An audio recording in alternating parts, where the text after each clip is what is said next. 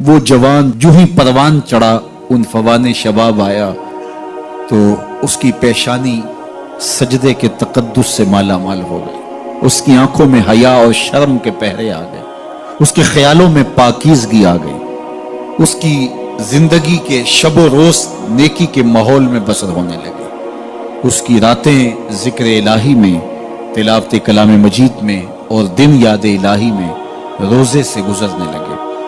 وہ جوان جس کی جوانی اللہ کی عبادت میں گزری، کیونکہ جوانی اگر عبادت میں گزر گئی تو بڑھاپا تو پر نور ہے ہی ہے۔ سب سے مشکل مرحلہ زندگی کا جوانی کا ہے۔ شیطان زیادہ ورغلاتا ہے کسی شخص کو جب وہ جوانی کے مرحلوں سے گزر رہا ہوتا ہے۔ تو جس کی جوانی خیریت کے ساتھ گزر گئی اور اس نے اپنی جوانی کے تقدس کو محفوظ رکھ کے منزل تک پہنچا لیا، اپنی عصمت کے جوہر کی حفاظت کی، اپنی آبرو کو لٹنے نہیں دیا، اپنی آنکھوں کی شرم و حیا پر پہرے بٹھائے اور آنکھ کو برباد نہیں ہونے دیا اور اپنی زندگی کے تقدس کا پہرا دیا، تو جو جوان اپنی جوانی کو خیریت کے ساتھ گزار گیا۔ کسی نے کہا تھا نا، کتاب زیست کا ایک اور باب ختم ہوا، شباب ختم ہوا، ایک عذاب ختم ہوا۔ تو جوانی جس کی منزل تک پہنچ گئی خیریت کے ساتھ، عافیت کے سائے میں۔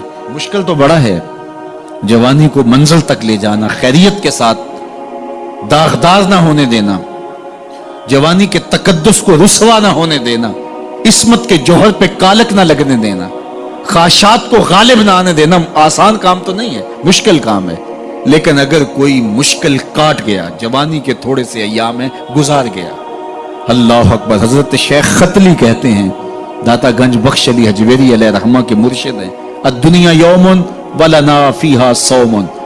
وہ کہتے ہیں دنیا ایک دن ہے، ہم روزہ رکھ کے گزار رہے ہیں۔ تو روزہ رکھ کے سارا دن گزر ہی جاتا ہے، دوپہر بھی آتی ہے گزر جاتی ہے، اور عصر کا وقت بھی آتا ہے گزر جاتا ہے، کھانے کا وقت بھی آتا ہے، چائے کا وقت بھی آتا ہے، سب کچھ ہوتا ہے لیکن گزر جاتا ہے، افطار تک بندہ پہنچ جاتا ہے۔ جس نے زندگی روزے کی طرح گزار دی، جس نے جوانی روزہ رکھ کے گزار دی، خواہشات کو بے قابو نہیں ہونے دیا، مشکل کام تھا لیکن اس نے مشکل کام کر دکھایا۔ اجر کتنا بڑا ہے، سنیے اللہ کے محبوب کی زبان سے سنیے۔ حضور نے ارشاد فرمایا جو سید ابو ہریرہ کے ذریعے سے ہمارے تک پہنچا، فرمایا قیامت کے دن جب سورج کا رخ سیدھا ہوگا، زمین تانبے کی ہوگی، لوگ پسینے میں شرابور ہوں گے، کوئی ٹخنوں تک پسینے میں، کوئی گھٹنوں تک، کوئی کمر تک، کسی کو پسینے کی لگام دی جائے گی، اور وہ پسینہ ایسے نہیں ہوگا جس طرح یہ پسینہ ہے، اتنا گرم ہوگا۔ ابن رجب حنبلی کہتے ہیں اس پسینے کا ایک قطرہ اگر احد پہاڑ پہ ڈال دیا جائے تو وہ پگھل جائے، اتنا گرم ہوگا، بدبودار اتنا ہوگا، ایک قطرہ دنیا پہ ڈال دیا جائے، انسان کیا جانوروں کے دماغ بھی پھٹ جائے، اس پسینے میں لوگ شرابور ہوں گے۔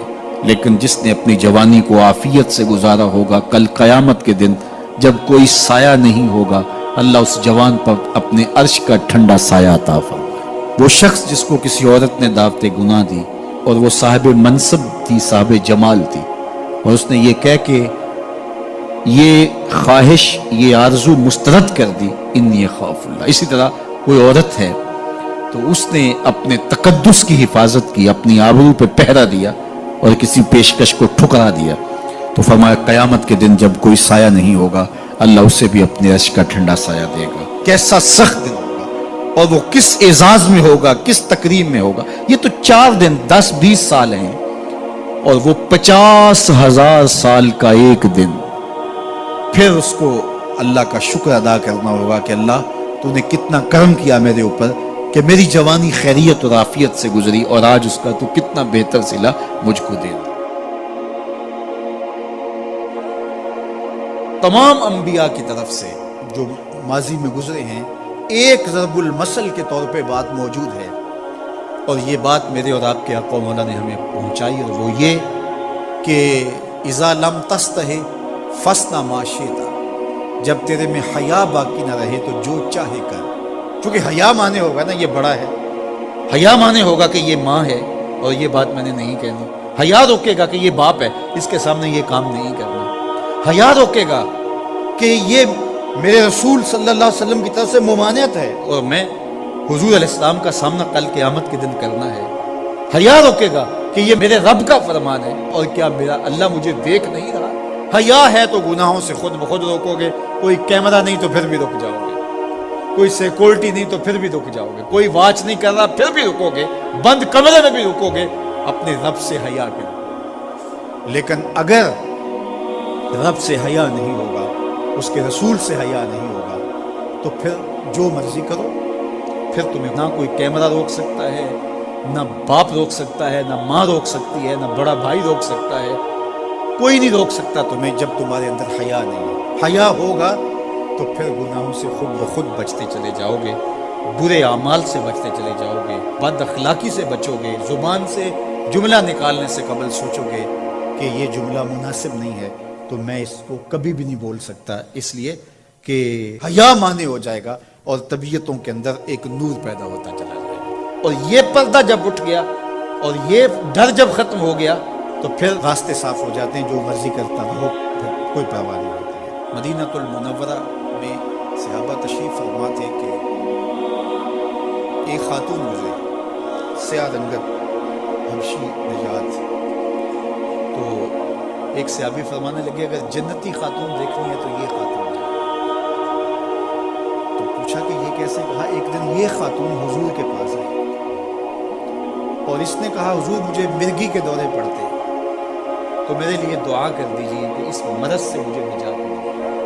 تو آقا کریم علیہ السلام نے فرمایا اگر تم کہو تو میں دعا کر دیتا ہوں اور یہ دورے تمہیں نہیں پڑیں گے، اور اگر تم ان پہ صبر کر لو تو میں تمہیں جنت کا وعدہ دوں۔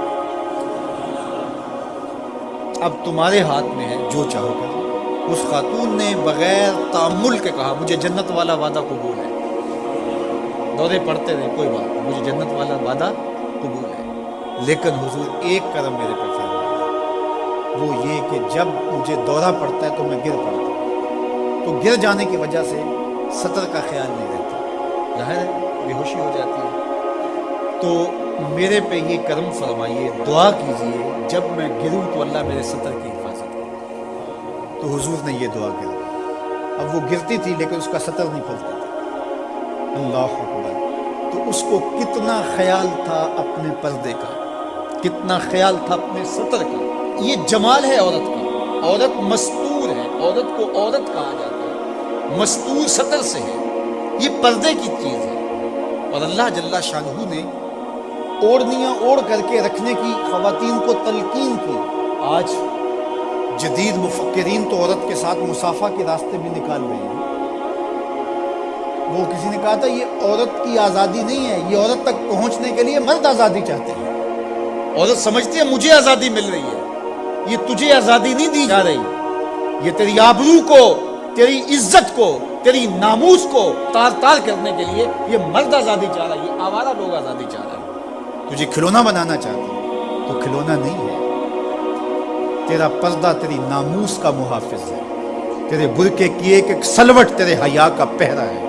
آج مغرب مختلف ذرائع سے ہم سے یہ جوہر چھیننا چاہتا ہے، تو اب ہمارے اوپر تہذیبی یلغار کے ذریعے سے، میڈیا یلغار کے ذریعے سے، تمدنی یلغار کے ذریعے سے، مختلف ناموں سے، مختلف ایام منانے کے ذرائع سے ہم سے اگر ہمارے جوہر حیا کو چھین لیا جاتا ہے تو ہمارے پلے کیا بچتا ہے؟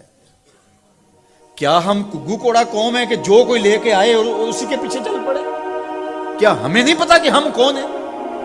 ہماری بھی کوئی بنیاد ہے، ہماری کوئی ساکھ ہے، ہمارے آباء و اجداد ہیں، ہمارے اوپر کتاب اتری ہے، ہمارے آقا نبیوں کے امام ہیں، ہمیں پورا کامل اکمل دین دیا گیا ہے۔ کیا ہم وسیع و ظرفی کے نام سے، روشن خیالی کے نام سے سب کچھ اختیار کر لیں گے؟ یا ہمیں سوچنا پڑے گا کہ ہمارے دین کی شناخت کیا ہے؟ تو میرے حضور نے فرمایا ہر دین کی ایک الگ شناخت، الگ پہچان اور نمایاں نشان اور علامت ہوتی ہے۔ اسلام کی وہ نمایاں علامت حیا ہے۔ اگر حیا ہے تو دین ہے، اگر حیا نہیں ہے تو دین نہیں ہے۔